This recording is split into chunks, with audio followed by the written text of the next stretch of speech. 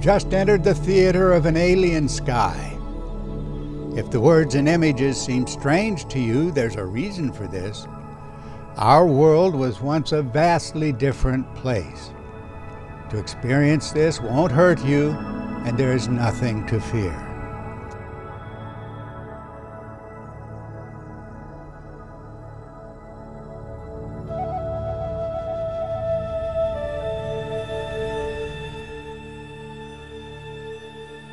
How could ancient myths and symbols count as real evidence for cosmic events in the past? No one should be asked to believe a mythic story, but common patterns around the world must have an explanation. Of course, every myth involves human imagination and interpretation, which is why over time the word myth came to mean make-believe, not true. Our role is to identify the provocation in natural experience, which is an entirely different matter. That does not require us to believe any story in the form it's come down to us. To find the underlying events, we work with the cross-cultural, often global, convergence of human memories. In particular, the convergences on unique details that would not be possible in the absence of a shared experience. The dragons of human imagination did not exist as such.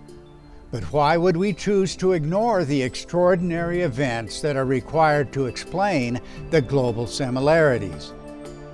So we sift through the stories and we find innumerable descriptions of a frightful chaos monster, most often described in serpentine or dragon-like form. We follow the theme back to its first recorded expressions, and to our surprise, we discover that these mythic creatures were originally cosmic. Only in later times were they localized geographically through regional storytelling. That gives us the beginnings of an explanation of a global theme, an archetype. As we expand our field of view, it becomes increasingly clear that extraordinary natural events, acting on human imagination perhaps 5,000 years ago, produced an explosion of storytelling. Of course, world mythology cannot be true in the interpretive terms that the myths are anciently transmitted to us. No fiery serpents in the sky, no terrestrial mountain reaching to the center of heaven, no living being in the sky appearing as a motionless sun. But such myths are global. The mother goddess Venus, the ancestral warrior Mars. Yes, these are myths, but Venus as goddess and Mars as warrior are global archetypes. That's where the challenge lies. Don't believe in accidents. Mars does not look masculine, Venus does not look feminine, but these planetary associations are worldwide, and there has to be an explanation. The mythic themes did not arise from any natural experience today, but what about a provocation in an earlier time? No natural phenomenon we experience today could possibly have inspired the detailed tapestry of world mythology. That's why deliberate attention to recurrent themes is so essential, and that means penetrating to the experiential substructure of global storytelling. We must always ask, what concrete experience is required to produce the worldwide themes? Themes recorded with different words and different symbols and different sacred practices, all pointing back to one phenomenal experience. You cannot get the coherence of archetypal mythology by making things up. Make-believe will not create a global story of a former central sun prior to the present sun, but the idea is worldwide. You have to follow this investigation to grasp the power of converging testimony, just as any good detective would do.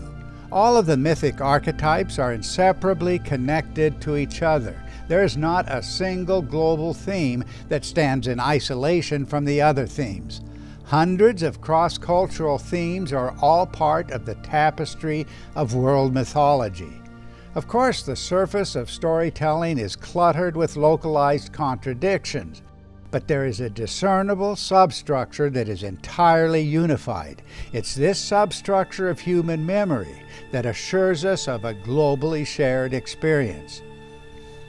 The single requirement is that we hear the ancient witnesses, hear them sufficiently to recognize the common patterns, the unified substructure of human memory.